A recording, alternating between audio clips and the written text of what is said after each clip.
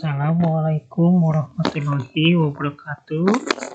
Alhamdulillahirabbil alamin. Dina dinten ayeuna urang tiasa papendak deui dina pangajaran bahasa Sunda kanggo kelas 5 SDIT Kotopa.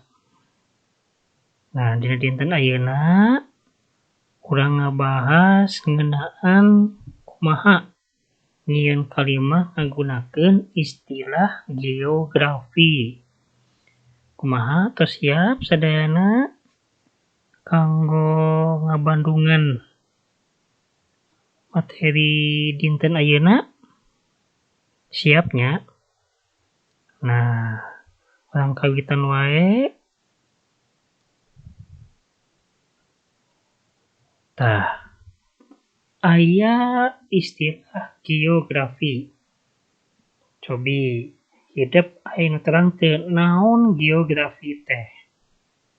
Sateu acan ku Bapa dijelaskeun istilah-istilah naon wae nu aya dina geografi. Nah, geografi nyaeta ilmu anu nalungtik sareng ngajelaskeun perkawis bumi, nunjukkeun cirina, lokasi sistemna, sareng elemen anu muncul dina permukaanna. Tos kartos, mangga urang lajengkeun. Nah, di handap ieu aya pedaran ngeunaan istilah geografi anu aya sabudeureun kahirupan urang. Baca sing tengetnya geus kitu jieun ku hidup kalimahna. Nu kahiji aya istilah girang. Girang teh dina bahasa Indonesia mah hulu. Hulu di dieu sanes hulu dina bahasa Sunda nu hartosna mastaka nya kade tong lepat hartoskeun. Girang di dieu teh pami dijelaskeun dina bahasa Sundana nyaeta lahan anu leuwih luhur anu jadi tempat datangna cai saterasna palit ka hilir. Tah, conto kalimahna kumaha? Sia kieu. Mun di girang hujan lila bari gede, geus pasti di handeupeunana kabanjiran. Tah, nu kadua aya istilah leuwih. Leuwih bahasa Indonesiana lubuk.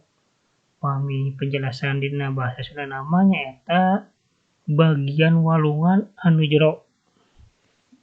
Tah, kumaha ngadamel contoh kalimahna? Sia kieu contona mah ulah sok ngojay di leuwih atuh bisi ti teuleum.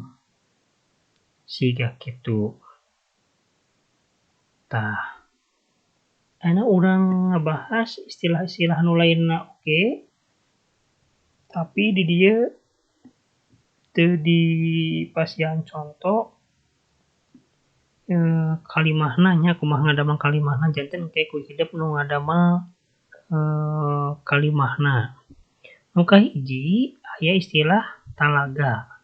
Talaga teh bahasa Indonesiana telaga atau danau alam. Nyaeta situ alam. Maksudna teh lain situ meunang ngajieun atau meunang nyieun atau meunang ngabendung. Jadi talaga mah terbentukna secara alami. Terus aya istilah huma. Huma teh ladang pami bahasa Indonesia mah. Nyaeta kebon nu asalna kebon dipelakan ku pare.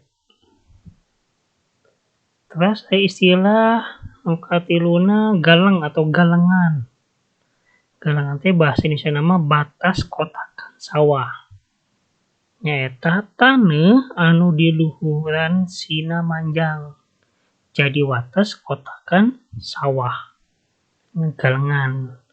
Tah, aya istilah deui istilah astana. Astana teh benten nya sareng istana.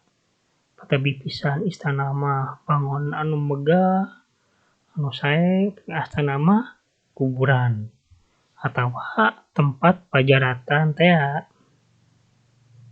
Salajengna aya istilah pertelon. Nah, pertelon teh persimpangan jalan. Nyata jalan cagak. Jadi jalan anu ngabelah dua atau tilu. Tah, salajengna aya istilah jalan satapak. Jadi aya lagu disebutna teh mapai jalan satapak. Tah, jalan satapak teh nyaeta bahasa Indonesia nama jalan kecil. Nyata jalan anu cukup keur saurangeun. Jadi hanya cukup buat satu orang saja biasanya. Biasanya jalan-jalan ciga di sawah, apa jalan sawah sok laleutik jalanna teh cukup saurangan teh. Tah, mung sakitu nu tiasa ku Bapa didugikeun ka hidup sadayana, mudah-mudahan tiasa kahartos naon anu ku Bapa didugikeun, mudah-mudahan aya manfaatna. Sekian, wassalamualaikum warahmatullahi wabarakatuh. Hatur nuhun.